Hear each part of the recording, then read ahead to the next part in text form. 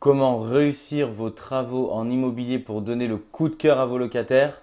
Je vous donne tous mes conseils dans cette vidéo maintenant, c'est parti.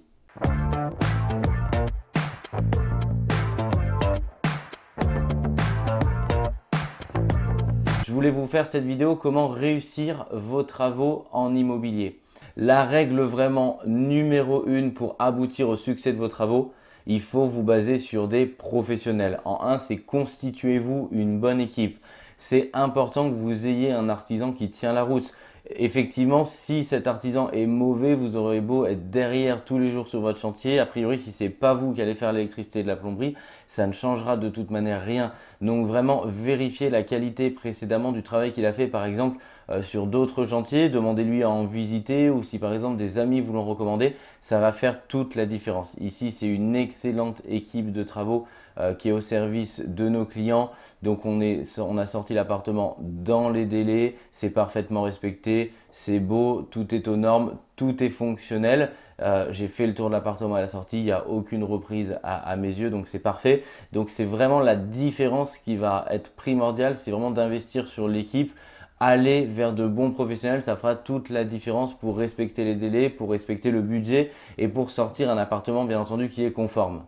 On me dit souvent, est-ce qu'il faut faire du low cost, est-ce qu'il faut faire du haut de gamme pour que ça marche? Qu'est-ce que tu préconises là-dessus? Moi, je pense que c'est assez simple, il faut être vraiment au milieu, c'est-à-dire tous ceux qui vont tirer trop vers le bas, soit les devis travaux, soit qui vont tirer trop vers le bas les matériaux, ça va être mauvais parce que ça ne va pas être pérenne dans la durée, vous n'allez pas vous y retrouver.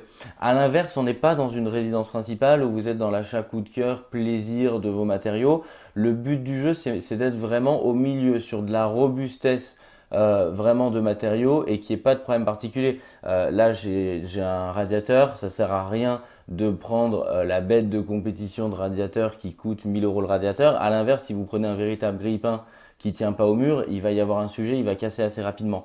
Donc, c'est l'importance d'être vraiment dans du milieu de gamme et surtout du milieu de gamme, quelque chose qui est robuste, quelque chose qui est standardisé, que vous trouvez à plateforme du bâtiment, Leroy Merlin, Castorama ou sur d'autres fournisseurs, mais qui est tiré à beaucoup d'exemplaires, qui a fait vraiment ses preuves. Ça va vous aider.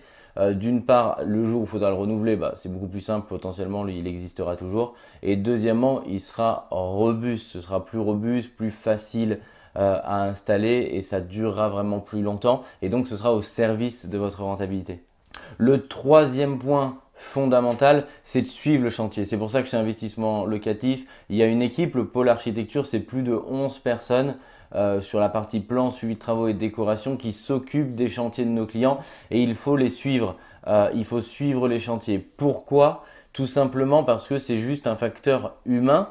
Il y a plusieurs raisons. Déjà, d'une part, l'artisan sera plus performant si effectivement il voit que quelqu'un s'intéresse, quelqu'un passe sur le chantier. Ça ne veut pas dire que ça n'avancerait pas du tout si personne ne passait ou si vous n'étiez pas là, mais c'est tout simplement que ça passerait potentiellement en dernier et c'est humain. Si personne ne regarde le chantier, l'artisan dans son planning, voilà, il va faire passer potentiellement d'autres chantiers là où les gens regardent parce qu'il aura forcément une pression un tout petit peu plus forte, donc il va mettre le dossier au-dessus de la pile. Donc c'est le fait de dire suivez vos chantiers, ça ne sert à rien de passer tous les jours, c'est bien de passer moi, je pense que le bon standard, c'est une fois toutes les 2 semaines. Ça fait 2 fois par mois. C'est très bien. Le gros avantage également, c'est que ça permet de contrôler si l'artisan est complètement de bonne foi, mais fait une erreur sur l'installation d'une ligne électrique, l'installation d'une prise, d'un interrupteur, voire même d'une cloison. Et de tout de suite rectifier. Si vous ne passez pas, que vous passez qu'à la fin, quand il a déjà monté les cloisons, fait le sol, tiré l'électricité, fait le tableau, et que par exemple le compteur EDF n'est pas au bon endroit, ça va être très problématique et sujet vraiment attention. Donc le fait de passer régulièrement, ça permet de contrôler que tout est en place et il y a toujours des ajustements à faire. Et quand il y en a à faire, ils sont faits tout de suite et ils ne sont pas source de stress ni pour vous, ni pour l'artisan et ils ne sont pas source de coûts financiers ni pour vous, ni pour l'artisan parce que ça peut être directement et facilement corrigé et modifié. Et enfin, j'ai une anecdote personnelle à vous raconter sur lesquelles on s'est un petit peu pris les pieds dernièrement. C'est que souvent, la plupart du temps, la position standard d'un compteur EDF, c'est derrière la porte pour des raisons esthétiques. pour des raisons pour pas que ça gêne. C'est quand vous ouvrez la porte, vous retrouvez votre compteur électrique la plupart du temps qui est derrière. C'est à peu près le standard dans beaucoup d'appartements. Et quand on refait le compteur à neuf, entre l'épaisseur du compteur électrique et du tableau qu'on vient poser, plus, moi j'aime bien qu'on les coffre parce que c'est beaucoup plus joli esthétiquement, avec une petite porte en médium, MDF, peint en blanc, vous retrouvez le compteur à l'intérieur, c'est très propre. Il y a l'épaisseur du coffrage. Si ce tableau électrique, vous le mettez pas suffisamment loin dans l'ouverture de la porte, soit vous ne le mettez pas juste après l'ouverture de la porte, mais qu'il est trop près, et tout simplement ça va gêner le degré d'ouverture de la porte dans une certaine proportion.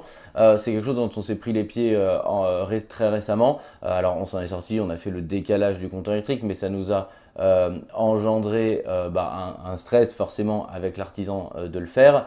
Parce qu'on n'avait pas prévu que l'épaisseur du tableau plus l'épaisseur du coffrage par rapport au degré d'ouverture de la porte ne serait pas forcément suffisant. Du coup, ça gênait un petit peu pour l'ouverture totale de la porte. Et comme on voulait que ce soit parfait, on s'est un petit peu arraché les cheveux sur cette problématique pour le décaler légèrement ou l'enfoncer, parce que c'était aussi une piste évoquée, pour l'enfoncer un petit peu dans le mur porteur pour gagner en ouverture et qu'il soit un petit peu plus encastré. Et donc du coup, toutes ces choses-là, c'est l'expérience à chaque fois qui va parler. Sur un chantier, de manière générale, vous aurez toujours des problématiques à résoudre. C'est aussi ce qui est stimulant et intellectuellement intéressant, c'est que vous devez prévoir et toujours avoir un coup d'avance.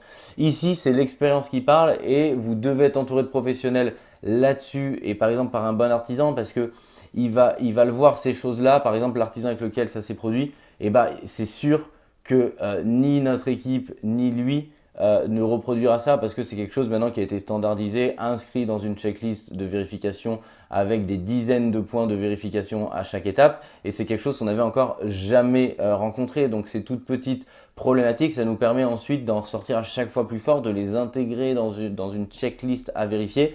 Et par exemple, cet artisan qui a été confronté aussi à ça, il gagne en effet d'expérience, et tout le monde gagne en effet d'expérience derrière, pour que quand il y a un dysfonctionnement qui arrive, déjà il soit résolu extrêmement rapidement, et deuxièmement qu'on ne le revoit jamais. Donc entourez-vous d'une bonne équipe qui a cette expérience-là et qui permet vraiment d'éviter des cinquantaines et des centaines de points de contrôle extrêmement précis qui font que la fluidité du chantier ensuite est présente.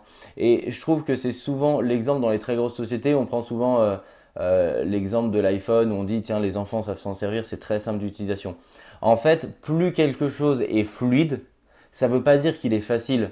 Au contraire, ça veut dire que l'entièreté des fonctionnalités, l'entièreté de cette fluidité, de cette simplicité a été pensée en amont pour que ça paraisse simple. Mais à la base, c'est tout sauf simple. C'est un enchaînement de vérifications, de checklists et de procédés. C'est suivre un processus qui va permettre de faire comme si tout était clair, simple et limpide, mais parce que ça respecte un cahier des charges extrêmement précis. Et souvent, quand ça paraît simple, c'est parce qu'il y a un travail énorme qui est fourni derrière.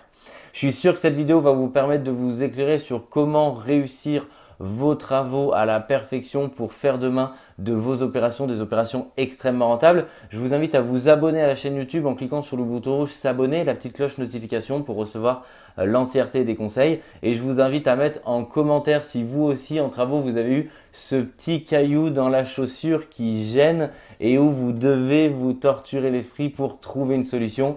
Et quand vous la trouvez et que c'est résolu, vous êtes fier de vous parce que vous avez résolu dans un processus quelque chose qui était très compliqué.